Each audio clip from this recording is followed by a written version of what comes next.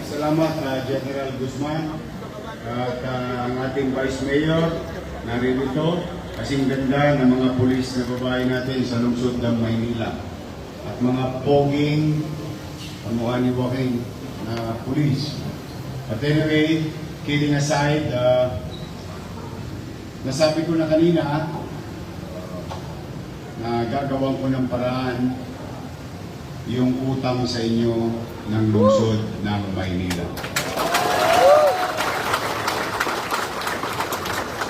26 million ang utang sa inyo. Nagkompromiso na ako kay General Guzman at sa mga opisyalis ninyo.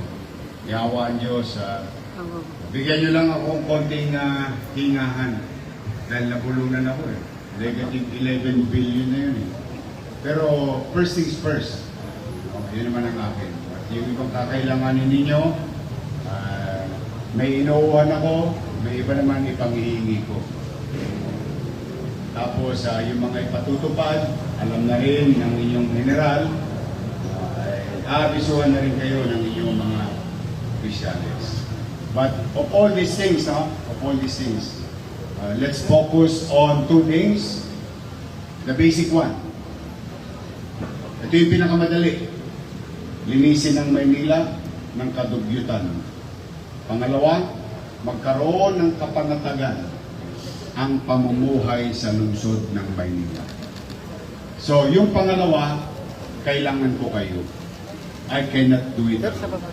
Although, you may see me kasama ninyo hanggang madaling araw. I just want to ask, I hope I'm not asking too much, medyo mag-extra effort lang tayo na walang lugar ang mga tolongges sa lungsod ng Maynila dahil nakahanda lagi ang Manila Police District dito. And I will be with you all the way.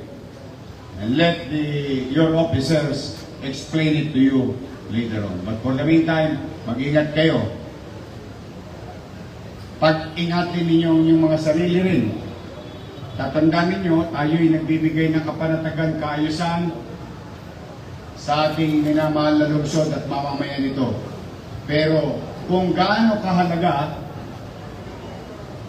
yung tungkulin natin sa taong bayan, gusto kong iparamdam sa inyo, mahalaga din sa atin ang buhay niyo.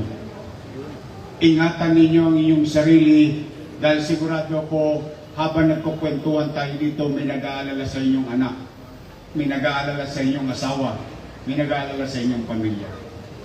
We will not tolerate criminals.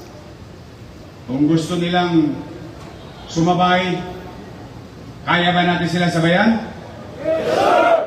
Then, at least, ako na, nagsasabi, ingatan ninyo ang inyong mga sarili. Ingatan ninyo. Lagi niyong iisipin, naghihintay ang anak ko sa bahay. Naghihintay ang pamilya ko sa bahay. But at the same manner, kailangan kong tupdin ang tungkulin ko sa taong bayan. And as a city government, on behalf of the city government, with our Vice Mayor, Chia Sahir, and the entire City Council, we will help. We will be with you. In our own little way, tulong-tulong tayo na maging maayos ang lungsod ng Maynila na Kapitolyo ng ating bansa. Maraming salamat sa araw. Together, we can make Manila great again. Thank you.